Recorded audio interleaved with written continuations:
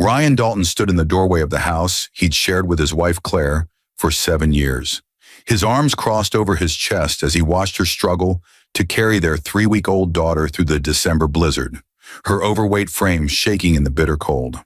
The joint bank account he drained that morning, every last cent of their savings, now sat safely transferred to his name only, ready to fund his wedding to Vanessa next month. The woman who just spat in Claire's face and called her a fat, worthless cow, while Ryan laughed.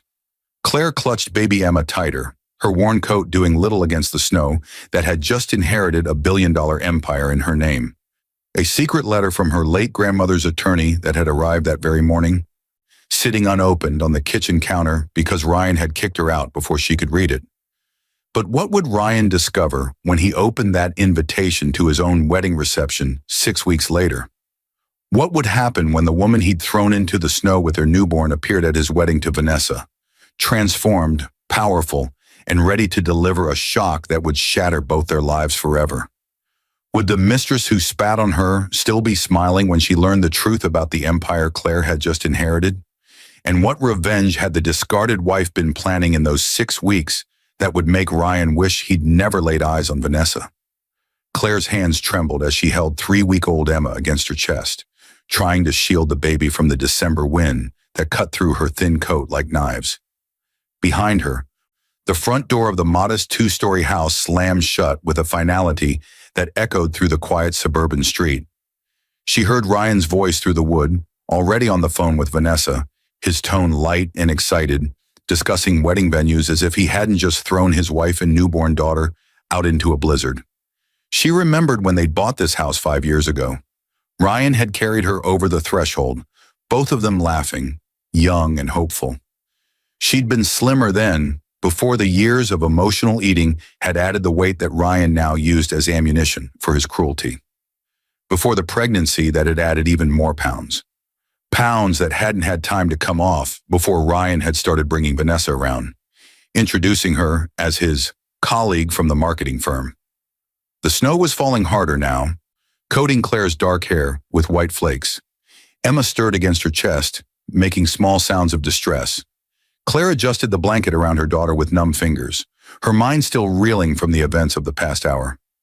It had started that morning when Ryan had come down to breakfast with divorce papers in hand. No warning, no conversation, just papers slapped on the kitchen table next to her oatmeal. Claire had stared at them in shock, Emma crying in her bassinet nearby, and when she'd looked up at Ryan with questions forming on her lips, Vanessa had walked out of the bedroom upstairs wearing Ryan's shirt. The humiliation had burned through Claire like acid. 7 years of marriage, 3 weeks since giving birth to his daughter, and he'd already moved his mistress into their home. But the worst had come when Claire tried to speak, tried to understand what was happening, and Vanessa had walked right up to her and spat in her face. Ryan had laughed. That sound would haunt Claire forever. Her husband's laughter as another woman's spit dripped down her cheek while she held their infant daughter. Claire had stumbled back, wiping her face with shaking hands, and that's when Ryan had told her about the bank account, their joint savings account, the one that held $15,000 they'd been saving for Emma's future, for emergencies, for their life together. He'd transferred every cent into his personal account that morning at 6 a.m. before the banks had even opened properly, using the online access they both had. The memory of checking her phone and seeing the zero balance made Claire's stomach clench even now. Standing in the snow, she'd been left with nothing. No money, no access to their funds, and a newborn who needed diapers and formula. When she'd protested, when she'd begged Ryan to at least leave her something for the baby, Vanessa had laughed and told her to go cry to your mommy. But Claire's mother had died 3 years ago, and her father had passed when she was 12. Her grandmother, the only family she had left, had died 6 months ago, leaving Claire even more alone in a world that suddenly felt hostile and cold. Ryan had given her 30 minutes to pack a bag, 30 minutes to gather clothes for herself and Emma, to grab what she could carry, while Vanessa had followed her from room to room, making comments about Claire's weight, about how no man would ever want her now, about how she was doing Claire a favor by taking Ryan off her hands. Claire shifted Emma's weight, her arms aching. The baby was small, only 7 pounds at birth, but carrying her in the single duffel bag she'd managed to pack felt like carrying the world. Her car was gone too. Ryan had taken her keys, claiming the car was in his name, even though they'd bought it together. When she'd reached for her phone to call an Uber, she discovered Ryan had canceled their family phone plan. Her phone was just dead weight in her pocket now. A car drove past, its headlights cutting through the falling snow, and didn't stop. Claire started walking, her feet already numb in her worn boots. She had nowhere to go. Her few friends from college had drifted away over the years, partly because Ryan had never liked when she went out without him, and partly because Claire had been too ashamed of her weight gain to maintain those friendships. She thought of her grandmother then, of Eleanor Morrison, the sharp-eyed woman who'd raised Claire after her father died. Eleanor had been wealthy once, Claire remembered, back before some family tragedy that was never fully explained. She'd lived simply in Claire's childhood, in a small apartment in Queens, but there had been hints of a grander past. Photos in silver frames of Eleanor at galas, wearing designer gowns. Stories about Europe, about businesses and boardrooms. Eleanor had died suddenly 6 months ago, a heart attack that took her before Claire could say goodbye.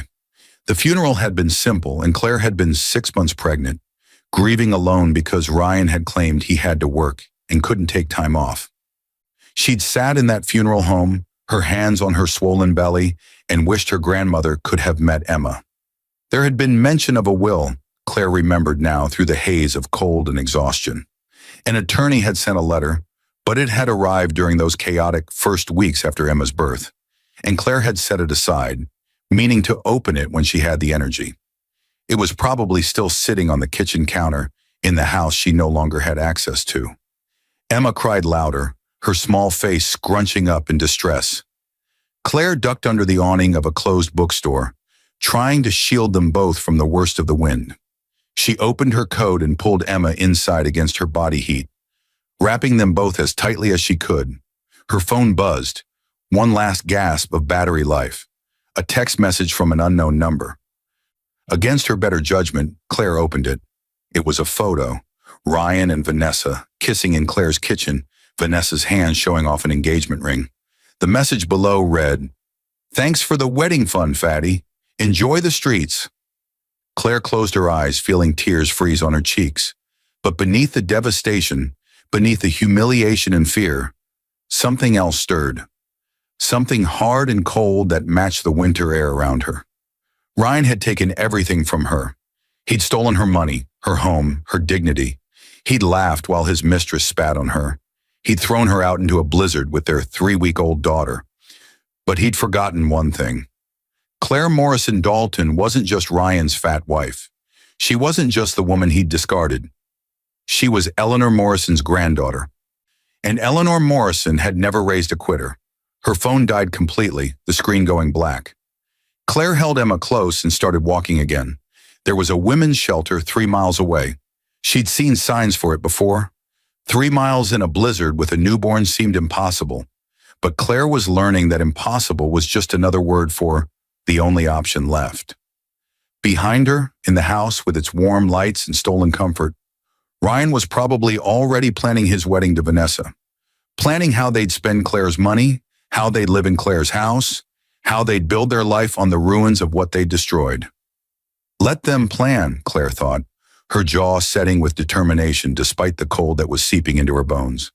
Let them celebrate and laugh and think they'd won. Because somewhere in the back of her mind, Claire remembered Eleanor's favorite saying, repeated over and over during Claire's childhood, "The Morrison women don't break. We wait, we watch, and we win." Claire didn't know what winning would look like yet, but as she walked through the snow with Emma breathing softly against her chest, she made herself a promise. Ryan and Vanessa would regret this day. They would regret every laugh, every cruelty, every moment they thought they'd destroyed her. She just had to survive this night first. One step at a time through the snow, holding her daughter close, Claire Morrison Dalton walked toward whatever future awaited her. And though she didn't know it yet, that letter sitting unopened on her kitchen counter was about to change everything.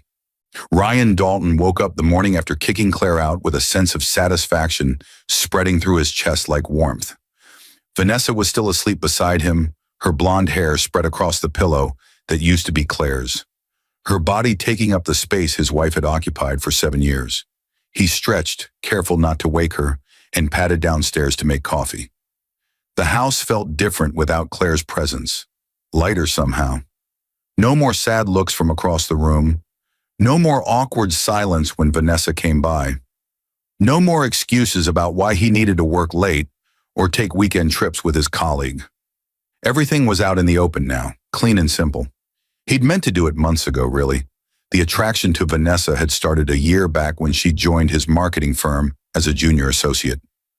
26 years old, fresh and exciting, she'd made 33-year-old Ryan feel young again, made him remember who he'd been before marriage had tied him down, before Claire had let herself go and become the overweight, tired woman who'd greeted him every evening. The pregnancy had been the final straw. Claire had gained 60 pounds carrying Emma, and after the birth, she looked even worse. Stretch marks, exhaustion, constantly covered in spit up and looking perpetually disheveled. Vanessa, by contrast, was immaculate. Always perfectly made up, always dressed well, always ready for adventure. Ryan poured his coffee and opened his banking app, looking at the balance with satisfaction. $15,000, all his now. Vanessa had expensive tastes, and the wedding she wanted wasn't cheap. Claire would have argued about spending that much. She'd always been too practical, too cautious. But Vanessa understood that life was meant to be lived, that experiences mattered more than savings accounts. He heard a rustle and looked up to see Vanessa descending the stairs, wearing one of his t-shirts and looking like something from a magazine. She smiled at him, that dazzling smile that had first caught his attention, and crossed the kitchen to kiss him. "Good morning, future husband," she purred, taking his coffee cup and drinking from it. "Sleep well?" "Better than I have in years," Ryan admitted. It was true. No crying baby, no Claire sighing and shifting beside him all night. Just Vanessa, soft and warm and uncomplicated. Vanessa set down the coffee and wrapped her arms around his waist. "I've been thinking about the wedding. The Riverside Plaza Ballroom is available in 6 weeks. It's expensive, but it's stunning. Huge windows overlooking the water, capacity for 200 guests. 200? Ryan raised his eyebrows. "That's a lot." "It's our special day," Vanessa said, pouting slightly. "Don't you want everyone to see how happy we are? Don't you want to celebrate?" Ryan thought about the $15,000. It would cover most of the venue and catering, but not much else. Still, he could put some on credit cards, maybe take a personal loan. His salary was decent, and without Claire's expenses to worry about, he'd have more flexibility. "Okay," he said, kissing her forehead. "The Riverside Plaza it is." Vanessa squealed and hugged him tighter. "I love you so much. You're nothing like my ex. He was so cheap, always worried about money. You understand that life is for living." Ryan felt a swell of pride. He was nothing like Claire either. No longer the boring married man counting pennies and talking about retirement savings. He was starting fresh, and it felt incredible. Later that afternoon, while Vanessa was out shopping for wedding magazines, Ryan was cleaning up the kitchen when he noticed a letter on the counter. It was addressed to Claire Morrison Dalton with a law firm's return address, Peterson, Harrison Associates, attorneys at law. The postmark was from 2 weeks ago. Curious, Ryan opened it. The letter was brief and formal. "Dear Mrs. Dalton, this letter serves as notification that you are the primary beneficiary of the estate of Eleanor Margaret Morrison, deceased. Please contact our office at your earliest convenience to discuss the distribution of assets and your inheritance. Time-sensitive materials require your immediate attention. Sincerely, Robert Peterson, senior partner." Ryan frowned, reading it again. Eleanor Morrison had been Claire's grandmother, he knew. The old woman had died 6 months ago. Claire had been upset, though Ryan hadn't paid much attention at the time. He'd been busy with Vanessa, and Claire's grandmother had been just another old person dying, as old people did. But primary beneficiary, and estate, and distribution of assets caught his attention. Eleanor had lived simply in some small apartment in Queens. Claire had always said her grandmother didn't have much money, but law firms didn't send formal letters about estates unless there was something worth inheriting. Ryan pulled out his phone and Googled Eleanor Margaret Morrison.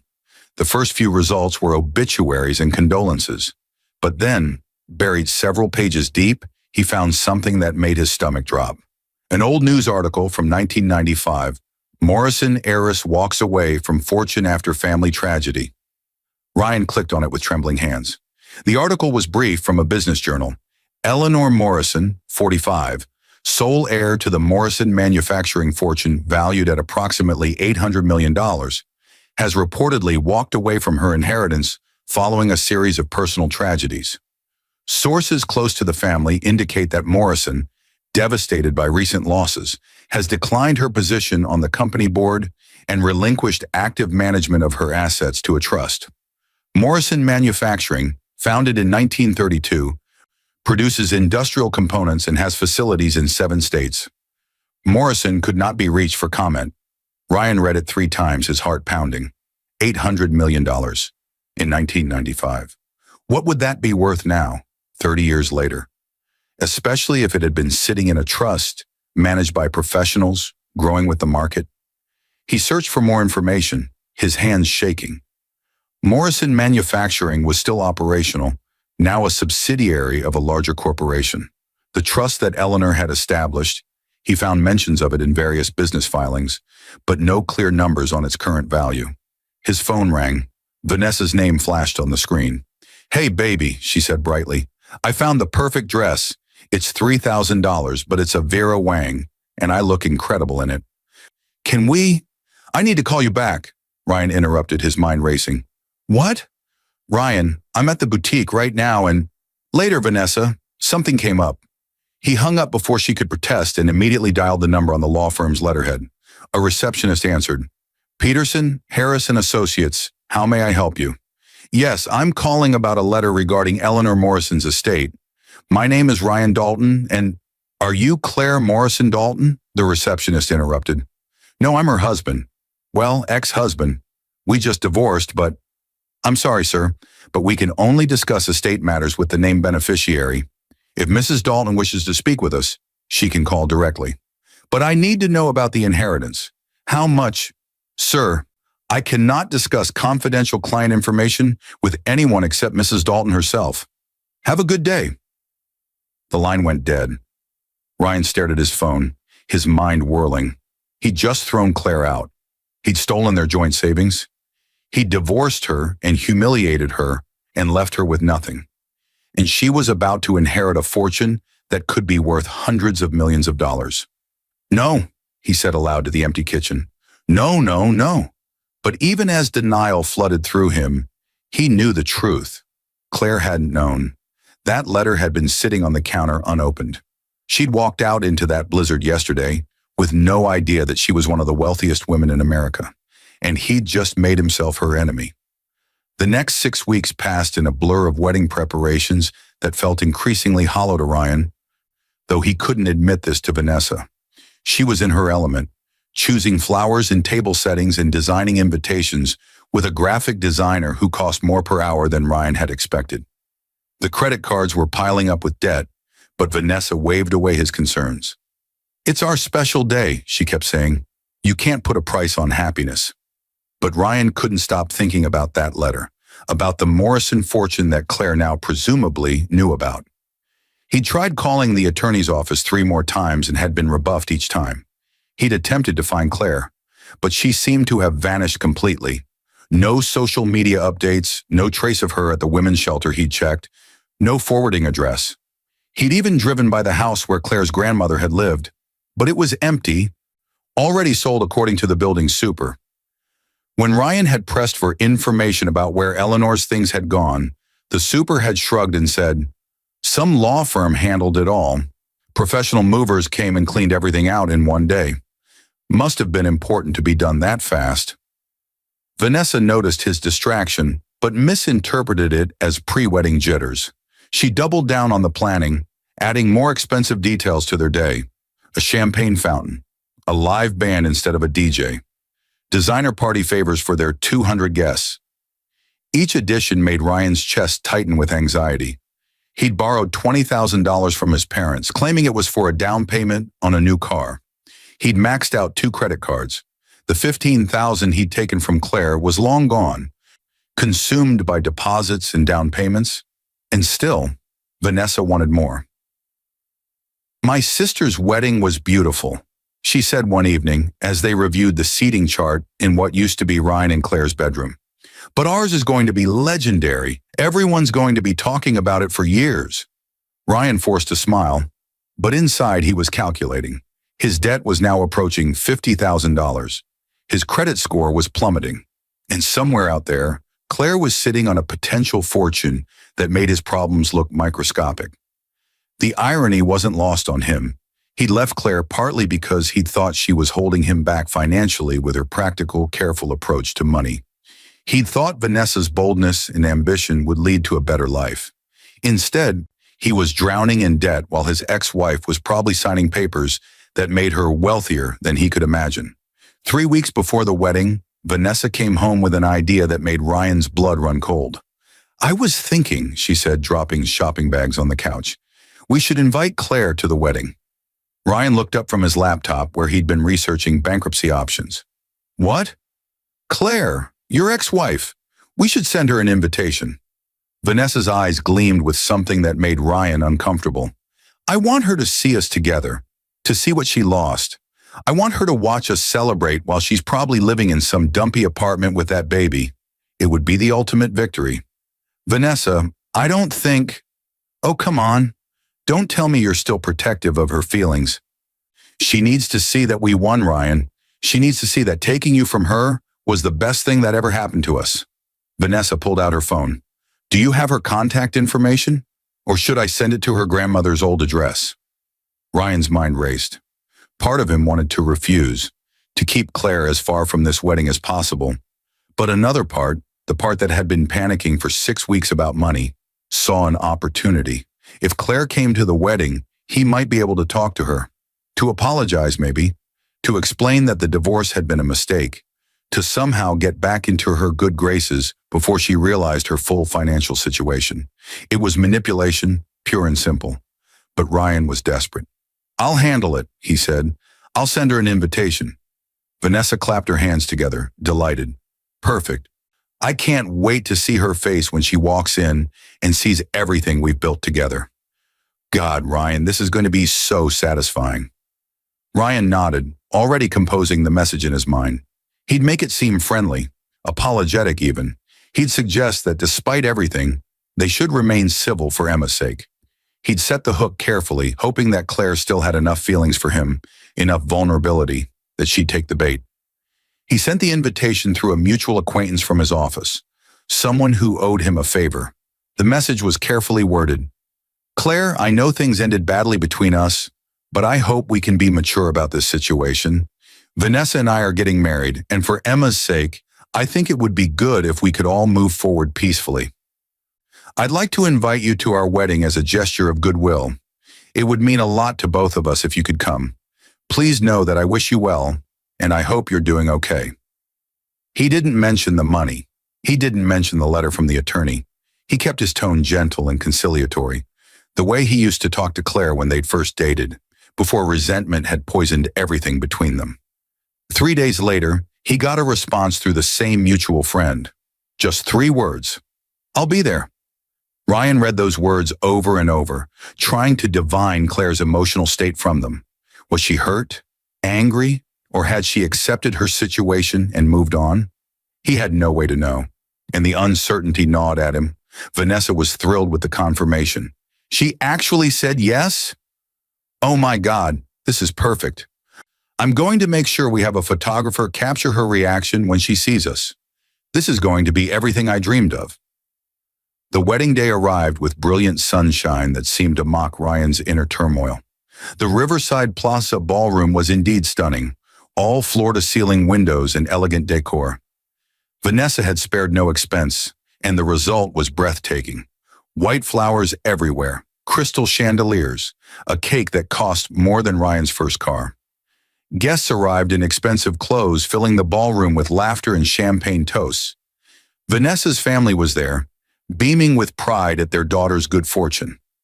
Ryan's parents sat in the front row, his mother looking slightly concerned at the extravagance, but keeping her thoughts to herself. His father kept checking his watch. as if calculating the debt per minute ratio of this event. Ryan stood at the altar in his rented tuxedo. Even that had been expensive. But Vanessa had insisted on a designer, and watched guests file in. Any minute now, Vanessa would walk down the aisle, and he'd commit himself to this new life. A life built on stolen money, maxed credit cards, and the ruins of his first marriage. He glanced at the doors, wondering if Claire would actually show. Part of him hoped she wouldn't, that he could get through this day without having to face what he'd done. But another part desperately needed to see her, to gauge whether there was any chance of salvaging something from the disaster he'd created. The music started. Vanessa appeared at the end of the aisle, resplendent in her $3,000 dress, her smile radiant. Ryan's breath caught.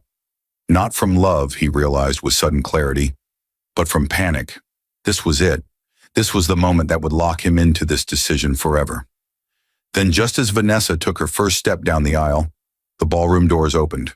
Claire Morrison Dalton walked in. But it wasn't the Claire that Ryan had last seen 6 weeks ago. That woman had been broken, overweight, dressed in worn clothes, carrying a crying baby through a blizzard. That woman had been someone he could dismiss, someone he could pity or ridicule or forget. This woman was transformed. Claire had lost at least 40 pounds, her figure now slender and elegant in a designer dress that Ryan recognized as couture even from across the room. Her hair, which had been lank and unwashed when he'd thrown her out, was now styled perfectly, dark and glossy. She wore jewelry that caught the light. Real diamonds, Ryan's mind registered dimly, not the costume pieces she'd worn during their marriage, but it was her face that stopped everyone's breath. She wasn't smiling. She wasn't crying. She wasn't showing any emotion at all.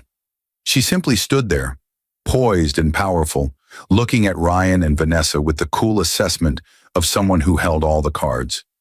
Behind her, 2 security guards in expensive suits flanked the doorway. And next to Claire stood a distinguished-looking man in his 60s, carrying a briefcase, who Ryan suddenly recognized from the law firm's website. Robert Peterson, senior partner at Peterson, Harris and Associates. The music faltered. Vanessa froze halfway down the aisle, her bouquet trembling in her hands. Every guest turned to stare at Claire, whispers rippling through the crowd like wildfire. Claire took 3 steps into the ballroom, her heels clicking on the marble floor with absolute authority. When she spoke, her voice carried clearly through the stunned silence, and every word was a hammer blow to Ryan's chest.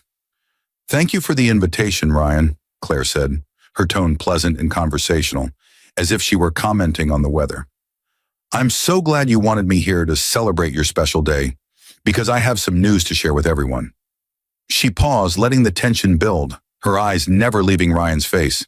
6 weeks ago, when you kicked me and our newborn daughter out into a blizzard, when you stole our joint savings to fund this wedding, when your fiancé spat in my face while you laughed, I was actually on the verge of reading a very important letter. Robert Peterson stepped forward, opening his briefcase with practiced precision. "Ladies and gentlemen," he announced, his voice carrying the weight of legal authority, "I am here to inform you that Mrs. Claire Morrison Dalton is the sole heir to the Morrison Manufacturing Trust, established by her late grandmother, Eleanor Morrison. The current value of this trust, including all assets, properties, and controlling shares, has been assessed at $2.8 billion. The ballroom erupted. Gasps, shouts, the sound of Vanessa's bouquet hitting the floor. Ryan felt the blood drain from his face, his vision tunneling. 2.8 billion, not millions, billions. Claire smiled then, and it was the most terrifying expression Ryan had ever seen. "The letter you left sitting on the counter, Ryan, the one you opened after you threw me out, that was the attorney's office trying to reach me about my inheritance. When I finally made it to a shelter with Emma, when I finally had access to a phone again, I called them. And do you know what Mr. Peterson told me?" She took another step forward, and the crowd parted before her like she was royalty. "He told me that my grandmother had been waiting until I had a child to release the full inheritance to me. She wanted to make sure the Morrison money would go to someone who understood family, who valued loyalty. And the morning you kicked me out, Ryan, was the morning I became eligible to inherit everything." Ryan tried to speak, but no words came out. Beside him, his best man had taken several steps back, as if trying to disassociate himself from what was happening. So here's what's going to happen, Claire continued, her voice taking on a harder edge. Mr. Peterson has already filed several lawsuits on my behalf. One against you, Ryan, for theft of marital assets, that $15,000 you stole. I have records of every cent, and in addition to returning it with interest, you'll be paying substantial punitive damages. Another lawsuit for fraud, since you initiated the divorce without disclosing that you were already cohabitating with Vanessa, which is illegal in this state. Vanessa made a choking sound. Ryan looked at her, saw the horror dawning in her eyes as she realized what this meant. And Vanessa, Claire said, turning to address the blonde woman directly. You should know that my attorneys have also filed a civil suit against you for assault. Spitting on someone is battery in this state. You'll be hearing from the police shortly. The security guards stepped forward, one of them holding what looked like legal documents. Claire wasn't finished. But more than that, I've spent the last 6 weeks learning about my grandmother's business. Morrison Manufacturing has government contracts, major corporate partnerships. And this morning, I made some calls. Ryan, your marketing firm, the one you're so proud of, your biggest client accounts for 40% of your revenue. I bought that client's company 2 hours ago. You're both fired, effective immediately. Ryan swayed on his feet. His firm couldn't survive losing their biggest client, his salary, his reputation, his career, all gone in a single sentence from the woman he'd discarded. As for this wedding, Claire said, gesturing to the expensive decor, the champagne fountain, the designer cake, I spoke with the venue management this morning. The Riverside Plaza is owned by a subsidiary of Morrison Holdings.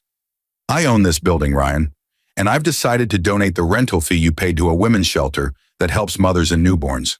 The same shelter that took me and Emma in 6 weeks ago when you threw us out into the snow. She reached into her purse and pulled out her phone, showing it to the crowd. On the screen was the photo Vanessa had sent that first night, Ryan and Vanessa kissing in the kitchen, Vanessa flashing her engagement ring, with the cruel message, "Thanks for the wedding fun, fatty. Enjoy the streets." This text was sent to me hours after I gave birth to our daughter and was kicked out of my home, Claire said, her voice finally showing emotion, not pain, but fury. I've had 6 weeks to think about it, 6 weeks to heal, to lose the baby weight, to learn about my inheritance, and to plan exactly how I would respond to your cruelty. She put her phone away and smiled again, that terrible, powerful smile. Congratulations on your wedding day, Ryan and Vanessa. I hope you enjoy explaining to your 200 guests why the ceremony is being canceled, why you've both lost your jobs, and why you'll be spending the next several years in court. I hope the $15,000 you stole from me was worth it. Claire turned to leave, her heels clicking with finality, but she paused at the door, looking back one last time. Oh, and Ryan, you should know that the first thing I did with my inheritance was set up a trust fund for Emma.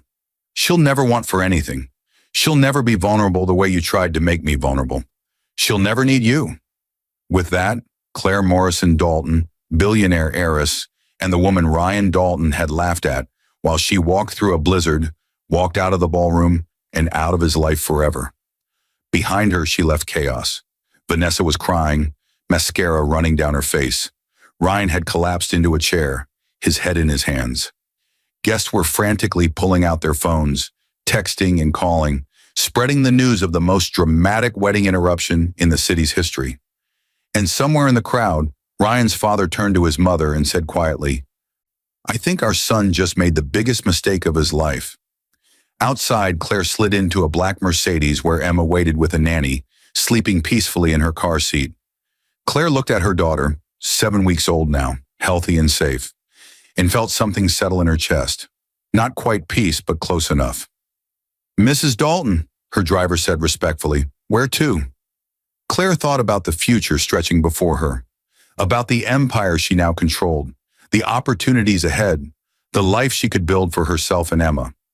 She thought about Ryan and Vanessa, about the karma that had caught up with them in the most spectacular way possible.